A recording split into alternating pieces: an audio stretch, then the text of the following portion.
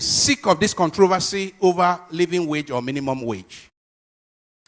And I believe that something is seriously wrong with the heads of many of our leaders. How can you go to sleep in good conscience, I say, if you still have any conscience? How can you go to sleep in good conscience and come out to be debating? I hear people on TV, I watch people on TV, experts, economic experts, corporate executives, government officials, who are taking home more than $1 million in a month. And they are there arguing that 60,000 or over will destroy the economy, is not sustainable. How wicked! You give 60,000 to a poor worker, a poor worker who may have a family of 2 or 3 or 4, for his feeding, for his accommodation, for his house rent, for his medical care, for his children's school fees. How wicked! How blind! How can we do that? And we think that God will bless our country? We think that it is by bringing a new national anthem for God to bless our country? How can you commit this crime against humanity? For me, this is a crime against humanity. Because the poor people who cannot afford to buy gari, I'm not saying they will buy that they are to buy sardine. I'm saying buy gari, poor people who cannot buy gari. I'm not talking of meat or fish. Poor people are dying because they have no money to cure malaria.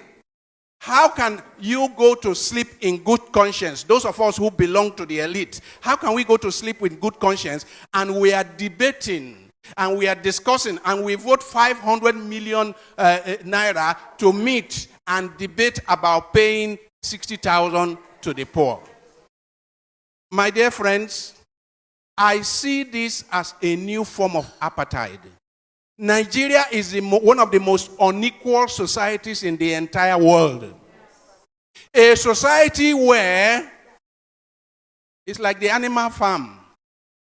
A society where we have conspicuously rich people, people who are living in conspicuous consumption, and others who are in deplorable, dehumanizing poverty. If you have somebody in this country that takes home 1 million naira, I mean 1 million, I'm not talking of 30 million naira, 1 million naira in the month, and he can open his mouth to be part of a discussion about the poor getting 60,000 naira.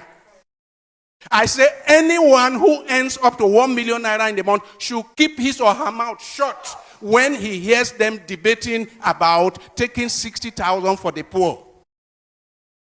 More than 60 years after independence, we are running an apartheid society. This time it's not racial apartheid, it's economic apartheid. We are running an apartheid society of people of conspicuous consumption, flying in private jets around at government expense, people who are riding 4, 5, 6, 7 SUVs with pilot vehicles, chasing the poor out of the road, and poor people, you are debating, you are discussing, you are over 60,000 for the poor. You insult the poor by saying 30,000, and later you say 48,000, and now you say 60,000, and you pay more than 60,000, you come out with 62,000. You insult poor Nigerians. I say there is hardly any society I know that is as divided as the Nigerian society. And a society that is so divided is just sitting on a keg of gunpowder. I have warned here before that the revenge of the poor is at the corner. The revenge of the poor is at the corner. I am not calling for it, but it will happen as night follows the day. Because when you so reduce people, you reduce people to this dehumanizing level. Nature does not allow a situation of islands of affluence amidst a sea of poverty. Nature does not allow it. And let me warn those in the elite. Let me warn those in the tripartite committee of government. Let me warn that it is in the course of nature that when a predator continues to devour the very resources that the predator needs for his own sustenance, nature will take out the predator in order to have equilibrium, in order to have a measure of equilibrium.